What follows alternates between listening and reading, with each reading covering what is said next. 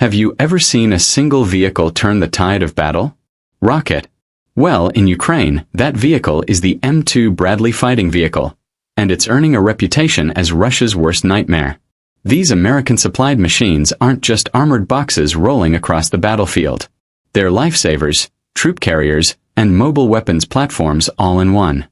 Ukrainian soldiers say Bradleys have saved countless lives, while also shredding Russian positions with devastating firepower. And recently we saw just how powerful they can be. A pair of Bradleys rolled straight into a Russian ambush, where enemy troops were hiding in the tree lane. But instead of becoming easy targets, the Bradleys turned the tables, opening up with their 25mm Bushmaster autocannons and leaving nothing but destruction in their wake. The result: Russian forces, once confident they had secured the area, were left stunned and scattered. Meanwhile, Ukraine proved once again that these American vehicles can change the outcome of entire firefights. And here's the wild part: this all went down in a place you've probably never even heard of, a tiny little village called Voron. At first glance, it looks completely insignificant. But once you see where it's located, you'll understand why it matters so much. Backhand index pointing right, so let's head there next, because the fight for Voron reveals something much bigger about Russia's real goals in this war. On the map, Voron barely registers. It's just a single road with a handful of houses, surrounded by endless farmland. The kind of place you'd drive through in 2 minutes and never think about again. But here's the twist. In war, even the smallest on the map can decide the fate of entire regions.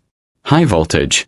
Voron sits inside the Dnipropetrovsk region, just beyond Donetsk, the territory Russia has already been fighting tooth and nail to control. Now, if Russia manages to hold onto Voron and push further, it opens a door into new Ukrainian lands, far outside the areas Putin originally claimed he wanted. Remember back in 2022 when Putin said his focus was only on 4 regions: Donetsk, Luhansk, Zaporizhia, and Kherson? Well, fast forward to now, and suddenly the mask is off. He's openly saying that all of Ukraine belongs to Russia. And Voron is proof of that hidden agenda coming to light. So while it might look like just a village, in reality it's a symbol, a testing ground for Russia's expanded ambitions. And that's why Ukrainian forces had no choice but to fight for it, no matter the cost. Backhand index pointing right, but here's where it gets really interesting. Because the unit defending Voron isn't just any unit. It's one of Ukraine's most battle-tested regiments, feared by Russians and respected by allies. And they were about to make history all over again. When Russia first launched its full-scale invasion, Putin made it sound simple. 4 regions: Donetsk, Luhansk, Zaporizhia, and Kherson. That was the plan, at least on paper. But here's the shocking reality. Today, Russian forces are pressing far beyond those lines. They're pushing into Dnipropetrovsk, striking Sumy, and even making new moves in Kherson. The message couldn't be clearer. The Kremlin's war isn't about 4 regions anymore. It's about all of Ukraine. And Putin isn't hiding it. At the St. Petersburg Economic Forum, he declared, "I consider the Russian and Ukrainian peoples to be one people. In this sense, all of Ukraine is ours." That's not just rhetoric. It's a roadmap for total conquest. Even military analysts who believe a complete takeover could take decades admit that Russia's strategy has shifted. Every small advance, every captured settlement, is one more step in Putin's long game. But here's the catch: advancing doesn't come free. Russia is bleeding soldiers, armor, and resources with every push.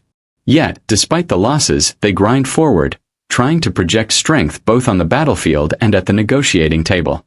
Backhand index pointing right, and that brings us back to Voron. Because this tiny village isn't just a battlefield.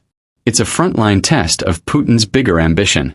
And standing in his way, one of Ukraine's most feared fighting units, the 225th Separate Assault Regiment. If there's one Ukrainian unit that even Russian state TV admits is elite, it's the 225th Separate Assault Regiment. And when you hear their battle history, you'll understand why. This regiment was forged in the fire of Kharkiv, when Russia tried and failed to capture the city in the early days of the war.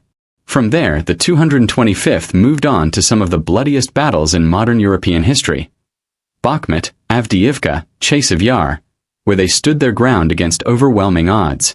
They even took part in the 2024 Kursk offensive, striking deep into Russian territory before regrouping back inside Ukraine. So when Russia's 5th Tank Brigade bragged about capturing the village of Voron, the 225th didn't just accept defeat.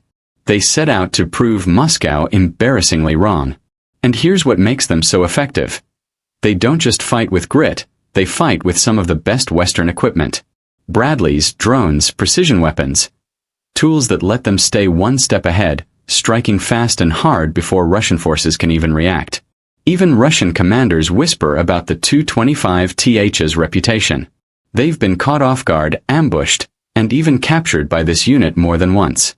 Backhand index pointing right, which is exactly why, when Voron came under Russian control, at least on paper, it was only a matter of time before the 225th stormed back in. And what happened next was caught on camera in a dramatic firefight that left Russian troops running for their lives. Russia thought it had claimed a victory. Its 5th Tank Brigade announced with confidence that Voron was theirs. But just hours later, the truth exploded onto the battlefield, and onto video. The footage shows it all. 2 American-made Bradley fighting vehicles rolling into Voron like armored predators. They weave around obstacles, engines roaring, before heading straight down the village road where Russian soldiers are hiding in the tree lane. What happens next is brutal. The Bradleys unleash their M242 Bushmaster 25mm autocannons, spitting out up to 200 rounds a minute, tearing into enemy positions. The Russians scramble to fight back. A small explosion goes off near one Bradley, maybe from a drone or an RPG. But here's the kicker. The armored beast doesn't even flinch. 0 damage. Suddenly, it's the Russian troops who are trapped. No air support. No tanks. No artillery. Just men on foot facing down 33 tons of American armor. The result? A slaughter. Survivors flee, and Voron, once captured, is once again under Ukrainian control. And that's the power of the Bradley. Not just a vehicle, but a statement. Russia can't hold what it claims when Ukraine rolls in with the right tools and the right soldiers. Backhand index pointing right, but as dramatic as that video was, it's only one piece of a bigger story. Because the fight for Voron also reveals something far more dangerous. Russia is no longer stopping at the old front lines. It's opening a new front in the Dnipro region, and that could change the course of the war. Here's where the Voron battle stops being just a skirmish and starts being a warning. Police car light. For months, Ukraine's military has been able to focus its defenses on the same critical regions: Donetsk, Luhansk, Zaporizhia, and Kherson. But now, Russia is forcing Kiev to stretch its lines even further, into the Dnipropetrovsk region. That's exactly what Ukraine's General Staff confirmed on August 26, posting publicly that heavy fighting was now underway in villages like Zaporizhzhia and Novogeorgievka. Russia claimed those areas were theirs, but Ukraine countered quickly. That information is not true. Our forces are inflicting significant losses and stopping their advance. This moment is huge. Why? Because it's the first time open-source intelligence groups have ever confirmed Russia taking ground in Dnipro territory.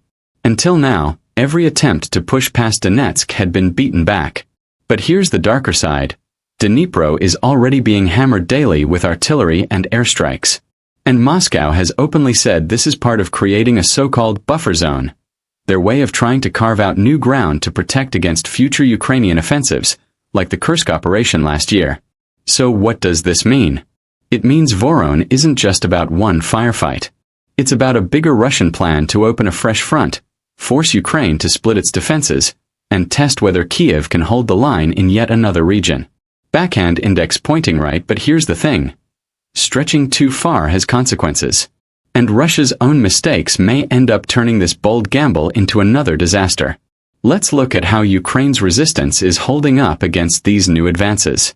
If you've been following this war, you know one thing for sure. Ukraine doesn't just fight back, it adapts. High voltage.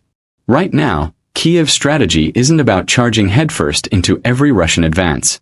Instead, it's about stabilizing the front lines, reinforcing the strongest positions, and then counterattacking at the perfect moment. Think of it like a boxer, absorbing the punches, waiting for the opponent to tire, and then striking with precision. That's exactly what we're seeing around Voron and across Dnipro. Russia may throw men and machines forward, but Ukraine's defenders are holding the line, widening the so-called gray zones, and retaking positions step by step. Even U.S. analysts are pointing this out. Andrew Perpetua, an open-source intelligence expert, summed it up clearly. Ukraine's focus is to stabilize the front, retake certain positions, reinforce others, widen the gray zone. In short, play smart while Russia plays reckless. And reckless is the right word. Russia has stretched itself thin, trying to push on too many fronts at once. That overextension is exactly what Ukraine is exploiting, turning supposed Russian victories into temporary gains that crumble as soon as Kiev launches a counter. Backhand index pointing right, but here's where it gets even more striking. Russia's resistance isn't failing just because of strategy. It's also failing because of how weak and under-equipped its soldiers are on the ground. And that weakness was on full display in Voron. Russia wanted to make Voron a symbol of progress. Instead, it exposed just how weak its frontline troops really are. Think about it. Moscow sent in its 5th Tank Brigade, a unit that on paper should have had overwhelming firepower, tanks, artillery, and manpower. But when the fighting started, what did we actually see?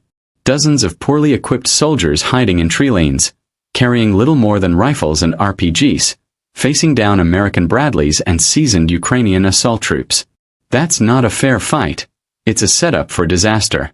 The Russian troops tried to fight back, but without armor support, without air cover, without reliable logistics, they were sitting ducks.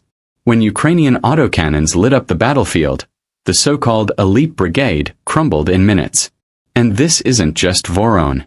Across the front, Russia keeps repeating the same mistake, throwing men forward in costly assaults, only to lose them in waves. Even Russian soldiers and bloggers admit it. Equipment shortages, incompetent leadership, and near-suicidal tactics are hollowing out entire brigades. It's the same story we saw in Bakhmut, in Avdiivka, and in countless smaller villages.